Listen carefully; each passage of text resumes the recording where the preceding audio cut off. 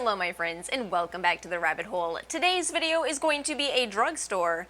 Get ready with me while we have a chat about why I absolutely cannot stand the phrase good for the price.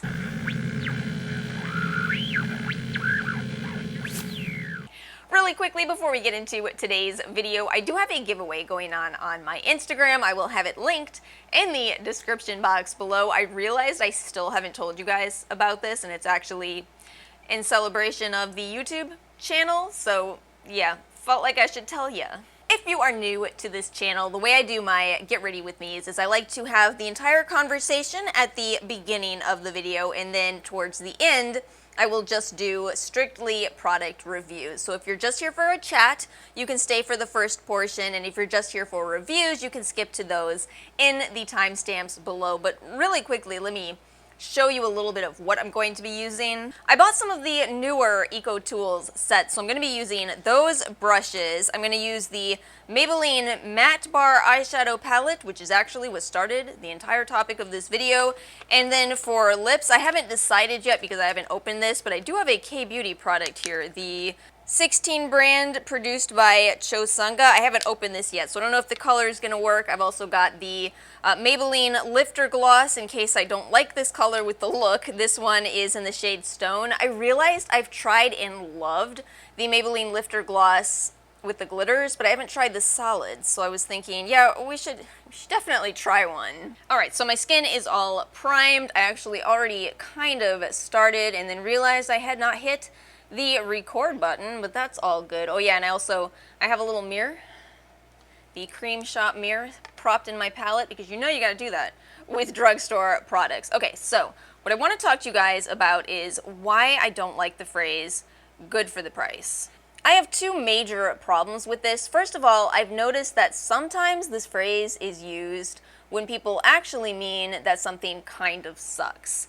Rather than come out and say, this sucks, they'd rather kind of, sugarcoat it by saying, well, it's good for the price. But the other part of the problem with good for the price is that it's such a variable topic, and that's what I really want to spend a lot of time on. Good for the price depends on what a good price is to you. How do you anchor value?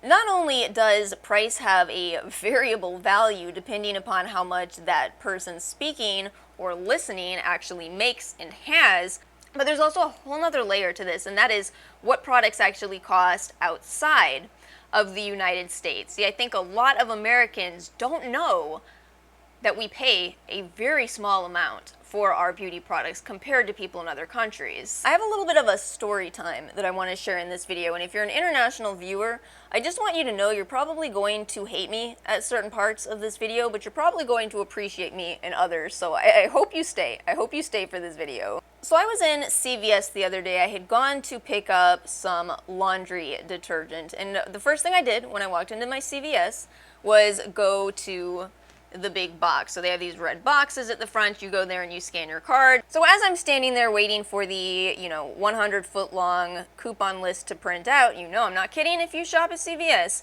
So as I'm standing there, it's kind of, the box is situated right in front of the beauty area. So I'm standing there looking, and I can see that we have some deals going on in the Maybelline section. We have a buy $12 worth of Maybelline, get $5 back. And I was standing there thinking, oh, well, that could actually be worth my time, because I also have a $3 off Maybelline coupon. So my coupon list finally finishes printing out. I look at it and I see that I have received a $4 off any Maybelline purchase coupon. So I'm standing there and I'm thinking, okay, I've got 3 off, 4 off. If I spend 12, I get $5. This completely evens out. If I spend $12 on Maybelline, I essentially get $12 of Maybelline for free.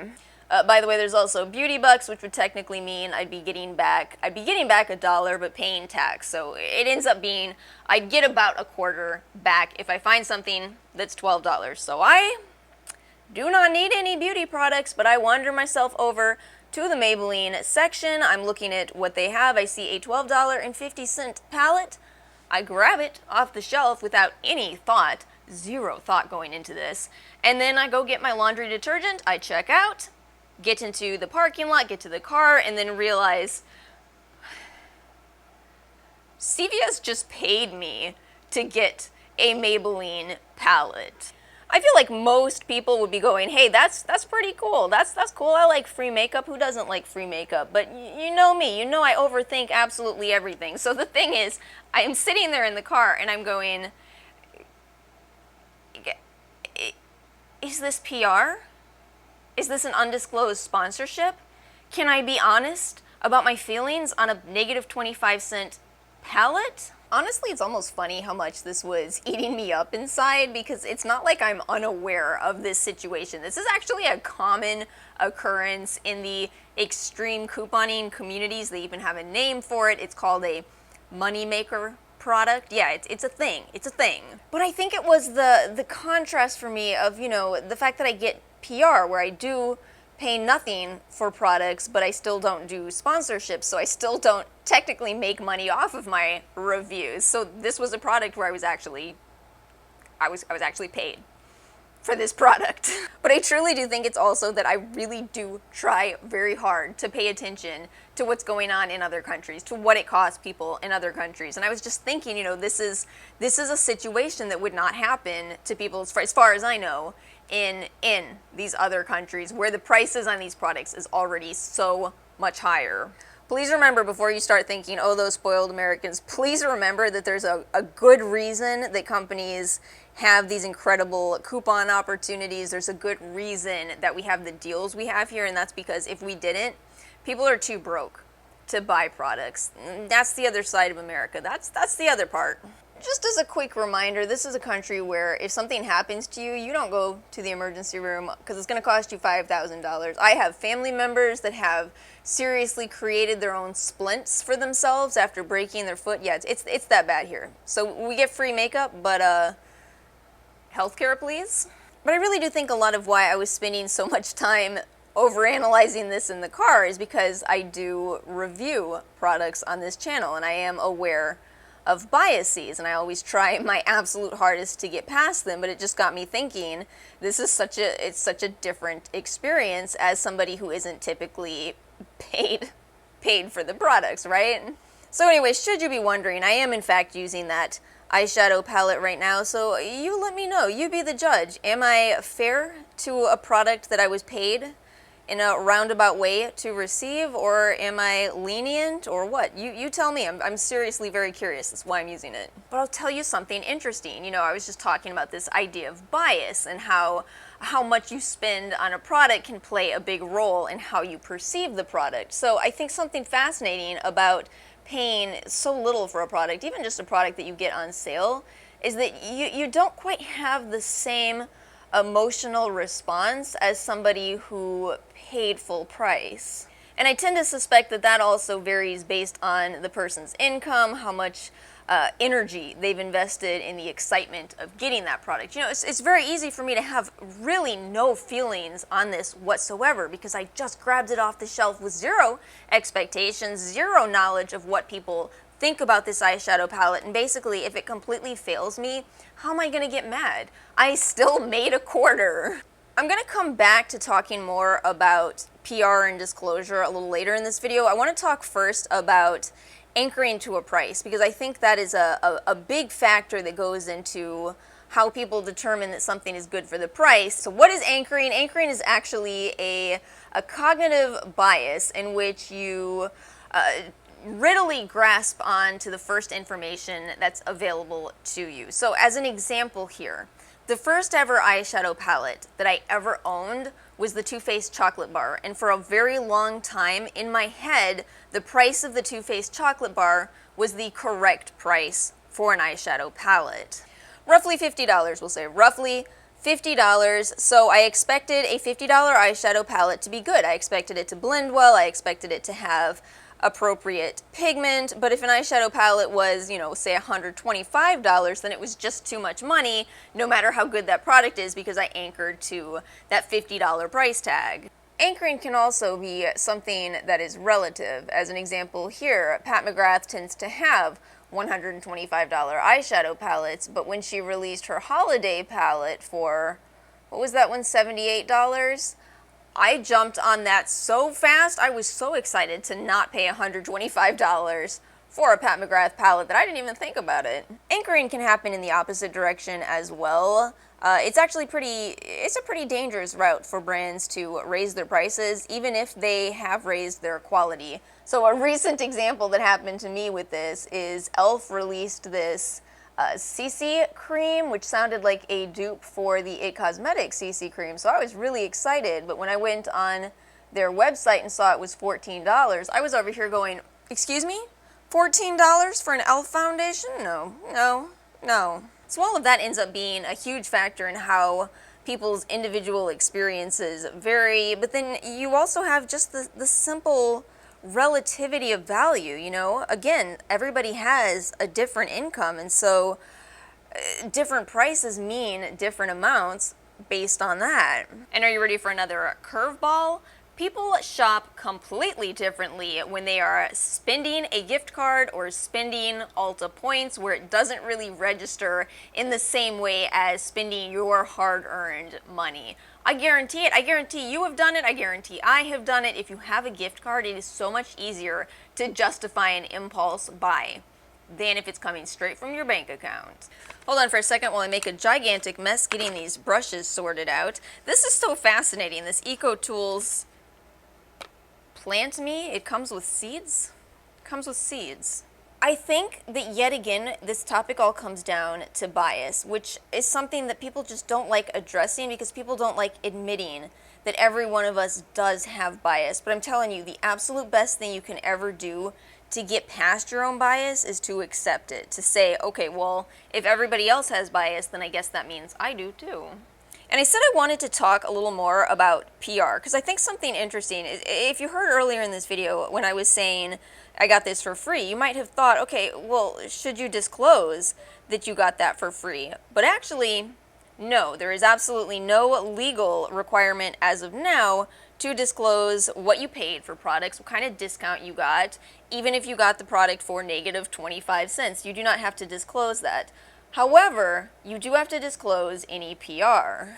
Now here's the reasoning for this. It's not actually because you got a free product. You're not disclosing what you paid. What you're disclosing, and go and read this if you don't believe me, look this up, you're actually disclosing any potential brand relationships. This is basically the FTC's way of trying to figure out what your potential bias is. So if you're sitting there saying, hey, I got this brush free from EcoTools, which I didn't, but if I was saying that, then you could say, okay, so she has some kind of a relationship with EcoTools, so maybe she's going to love the brush more. See what I'm saying?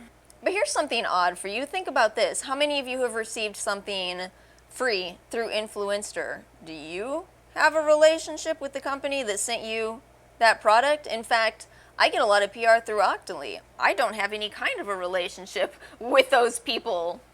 None. What's a brand that sent me PR? I guess we'll say Fresh. Do you think I know anybody at Fresh? Do you think anybody at Fresh knows me? No, we've gone through a PR service, and that's exactly what Influenster is as well. So you may be thinking, well, then those guidelines kind of seem a little bit flawed. Yeah, arguably they do. In fact, maybe people should have to disclose sales. But let me throw a little bit of a counter argument your way. So, sure, maybe you're sitting there saying, yeah, actually I think people probably should disclose whether they bought something on sale or not. But we need to take that to another level, because at that point we should also ask, well, maybe people should disclose their income then. Because if you have one person over here reviewing a product who makes $500,000 a year, they're probably not going to be too mad at it if it's a $20 product that doesn't work out. Whereas somebody making, oh, I don't know, $25,000, they might get mad. But now I'm sure some of you are saying, wait, that's too far though.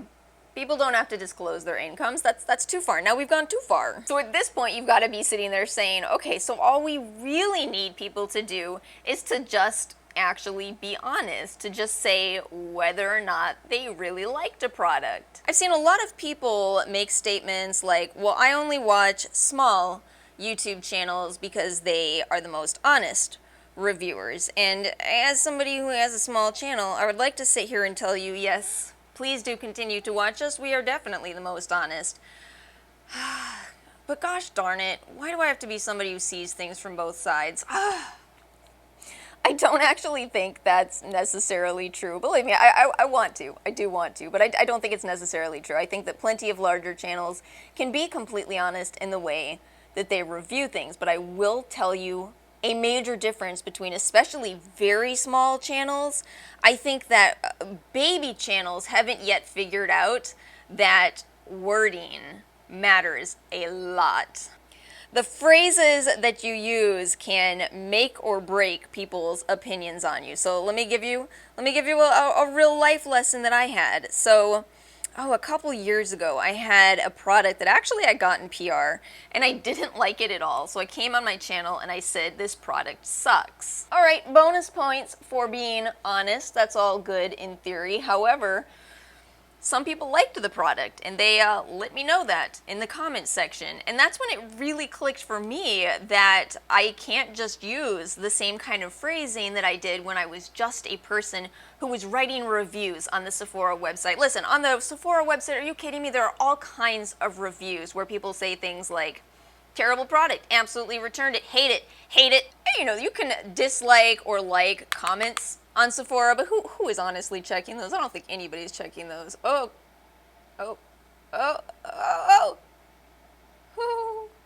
Well, we do have a pigmented palette in my hands, it appears. Anyway, so yeah, you know, the thing is, after that incident, I certainly figured out to use better words, to just say, well, this didn't work out for me personally, because that's the reality with everything. There is always somebody who likes a product, even if you hated it.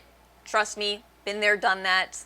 You might notice that now. You might notice that I do not just come out and say a product sucks, because that is, quite frankly, my opinion in the first place, but it's a bit of a harsh opinion. Saying something sucks, that's harsh phrasing. You can certainly word it better, and not even just better, but in a more helpful way. If you can break down what didn't you like about the product versus what did you like, that'll actually help your viewers figure out where they stand with that product. Pause this whole conversation because I want to show you guys applying my absolute favorite magnetic eyelashes. Are you ready? $17 eyelashes, but I swear these are the best out there. There we go. Done. You guys see the difference? Do you see the difference that makes? These are so easy to wear, and they lasted me a half a year last time. Yeah, I finally went for it. I went for it with the 20% off coupon at Ulta. I am going to do my brows with the Joa Brow Down to Me, but don't have high expectations for me. I'm gonna barely do my brows. Listen, I know that big, bushy brows have been trending for ages, but I just don't have that, and it took me way too long to figure out that the less I do to my brows, the better it freaking looks on my face. And yet someday, thin brows will be back in style. And who will have the best brows then? Honestly, probably still not me, but that's beside the point. Look at these pixie silky eye pins. I could use any of these with this look. They'll complement it perfectly. I think I'm gonna go for this one, Matte Sienna. But basically, that's everything I really wanted to share with you guys. I would like to know your thoughts, though. You know, what do you think of all of this? What do you gather from all of this? It's funny how ultimately, I'm pretty sure my argument is just we need to do better in terms of overcoming our own bias, or at least acknowledging its presence in order to overcome it. And hopefully this conversation demonstrates a lot of different ways in which we can have bias. I have decided to do the nude gloss today because this eye look actually came out more intense than I was expecting. So I'm just gonna use this. Actually a pretty easy look today overall. So let's chat about my thoughts on these products. I had so much I had to go grab a box to start putting stuff in. I was making a mess behind me, let me tell you. Anyway, I want to start with the brushes. So the Eco Tools Love Your Skin, I don't know if it has a name, brush set. I bought this because it said on the Ulta website that it was for skincare or makeup, but the reality is when I got my order, I was like, but I don't really use brushes to apply my skincare. Why did I buy this? So I'm happy to tell you that they do work for makeup. They say they're infused with vitamin E. I don't really pay a lot of attention to that because you do wash your brushes, right? You do wash your brushes, but you know, it's a cute set overall. I'm still intrigued by the plant this packaging idea. I get it. It's so you're putting less into your trash supply. Okay, I get it. But this set right here, this set really had my attention. This is one of those sets where you get one handle and 5 brush heads. I've actually been using this for a while. If you go on the Ulta website, I wrote a long review of this because at the time I bought this, there was only this little tiny one picture where you had to kind of squint, trying to figure out what am I looking at, what am I buying here for $15. But I went for it solely because I thought like it sounded like a good idea. You know, you have removable brush heads and only one handle. Great for travel, right? And I actually really like this set. This was such a winner to me. This is a little sponge that you can actually wet and use under your eye, and unlike the Beauty Blender version, it's harder to lose it because it's attached here.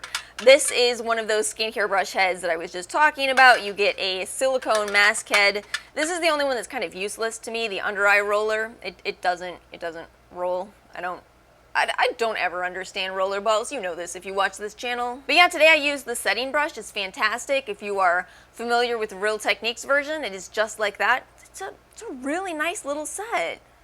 And from Real Techniques, I bought the Cashmere Dreams Complexion Sponge Duo. So this, I thought you were going to get 2 dupes for the Juno sponges, the Juno velvety sponges, but instead you only get one. The pink one is like that. The purple is just kind of a regular sponge. I don't actually like these. I don't like these kind of at all. I'm just gonna get through them and not repurchase them. When you go to wash them, it's hard to get the soap out. You keep squeezing soap out forever, which is terrifying to me, especially as someone who already deals with acne. Plus, the purple one ripped the very first time I washed it, so they're not very durable sponges. They're slightly different shapes and not in a better way.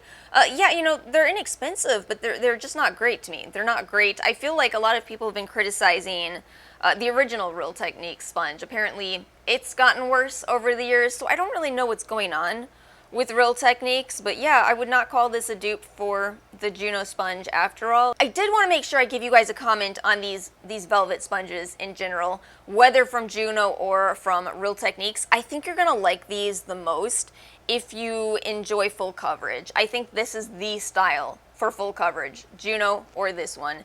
Whereas the more absorbent sponges kind of remove more of your foundation. These really keep the foundation on your face. So if full coverage is your jam, I think you'll like the Juno sponges. Go for the Juno sponges over this. The Matte Bar Maybelline New York. Oh, please tell me your thoughts on this. I really want to know how they compare, especially if you paid full price for this. Oh, I want to know. So I feel very neutral towards this eyeshadow palette. I don't think it's a great end look. Not that I really had, you know, exorbitant expectations, as it's just a very basic matte eyeshadow palette, although in theory it could look like the Naked Heat in the end, right? It could. But yeah, it's a little powdery, not too bad on the fallout, but not too pigmented either. A little bit more work to blend. In particular, I had to keep building up the eyeshadow. I had to keep dipping in and going back in and adding more, which is definitely something that you encounter with drugstore palettes sometimes, but some of them are so good that you don't need to. Like we discussed throughout this whole video, it's just really hard for me to get worked up about this palette in one direction or the other. I will tell you this though, if I lost this eyeshadow palette and was looking at it again at CVS without all of those coupons, saying, do I want to spend $12 on this? I would not. I used the Wet n Wild Photo Focus Dewy Foundation today, which I actually do like. Hold on, I don't pay attention to the smell of this. Let me pay attention to this. Is it not as strong as the original? I feel like it's not. I didn't even notice. I do think this is pretty. I absolutely think if you have oily skin, you're probably going to hate it. You're probably going to hate it. It is certainly a dewy foundation, almost bordering on looking greasy, but I really like it. The only problem is there's not a ton of shades to choose from, so I had to go with Shell Ivory, and it's slightly off. It's not too bad if I'm not, you know, building this up to full coverage. A couple more notes on this. With this, you do have to shake it before use, trust me. And then also, it's really not transfer proof, so if you are planning to wear this under a mask, you might regret it. You might regret it a lot. Is it a part of wearing makeup that at some point in your life you will hug a friend and leave your foundation all over them? I think it might just be. This is the I Heart Revolution Heartbreakers Concealer. It is definitely a light coverage concealer, so I don't think most people will like it. I have lived and learned that I am the exception here in liking a lighter coverage concealer. But the other thing about this, okay, so they made the tip of this, rather than your standard doe foot, a heart shape. Which is cute, but it doesn't work very well. I really should have learned that cute and works well don't go together back when I worked hiring models. But yeah, the problem with this is you don't get a lot of product, and then when you do, it's hard to get it in the right spot using the applicator, so it's kind of a miss for me. I just have to say, I don't see a lot of people falling in love with this. You know, light coverage, doesn't come out of the tube easily, odd shape. It's just not adding up to a product where I think the majority of people will like it. I actually think the majority of people will not. The Juno Bombshell Perfectionist palette. This is the one that's supposed to be for deeper skin tones, but I've been curious about it for so long that I finally bit the bullet and bought it. Oh my goodness, did you see? Did you see the amount of pigment in here? Should we swatch it? I want to swatch it. The reason that you rarely see swatches on my channel is because I don't think they tell the entire story of a product. But that is really pretty. Why did I not use that beautiful glittery one today? I guess because it looks so viral in the pan, and not in a good way. I'm shuffling boxes around because I want to make sure I talk about these products. So the Joa Brow Down to Me Precision Brow Pencil, I've heard so many good things about this. I feel like the color Cool Taupe, I feel like it was just ever so slightly a little bit warm, but otherwise I see what people are talking about. That's a creamy brow pencil. It really is. Inspired by K-Beauty. I was thinking about this recently. I feel like we've had this real influx of K-Beauty from the US brands. Have you guys noticed that? This was a repurchase for me, the Eylure Pro Magnetic Faux Mink Lashes in specifically mink accent. Okay, I cannot believe this still only has 3 stars. I've got a new theory as to what's going on because this is the easiest false lashes that I've ever used in my life. I think what's going on is that potentially they come with these little white strips that are sticky, that are stuck to the magnets. You have to pull them off. This is my best guess as to why people were saying they don't last through the day, because they last all day and you forget they're there because they're so lightweight. You may have also noticed that I used a regular eyeliner at first, my Maybelline Hyper Easy, in the inner corner, and then I built this up on the outer corner. I did 3 different layers of the included glue. Actually, not this glue. I haven't opened this one yet because one tube lasts forever. I am telling you, there's a reason this was in my top favorites so far of the year earlier this year. I think these are incredible false lashes. I'm telling you, if you are not good at lashes, at least give these a try, but pull off the white part. And also let a lot of time pass between the time in which you applied the glue. So you may have noticed I did eyeliner, which was the magnetic liner, and then I did mascara. I let it sit for a while and then came back in with the lashes. I think that's part of the trick too. So there may be a little bit of a learning curve with these magnetic lashes, but it is so worth it. I cannot believe how late to the game I am on this. This is the Pixi Endless Silky Eye Pin Kit. This is one of their holiday kits. I have heard for years that these are incredible, and I never actually took that seriously. I think these are better than the Urban Decay 24/7. These are so creamy. They last all day. This was not a first impression today, but oh my gosh, they're so high quality. Maybe it's the Pixi's a little more expensive than a lot of other drugstore options, but I think I found my absolute favorite eyeliners at the drugstore. And then the Maybelline Lifter Gloss in the shade Stone. I don't have a thorough opinion on this in spite of constantly wearing the glittery ones. Oh my gosh, they're so good. This feels similar, but hard to say if I'll like it to that same level, those glittery ones. Actually, I gotta say, it's not doing any of the weird separation stuff that some inexpensive lip glosses do. These are really good.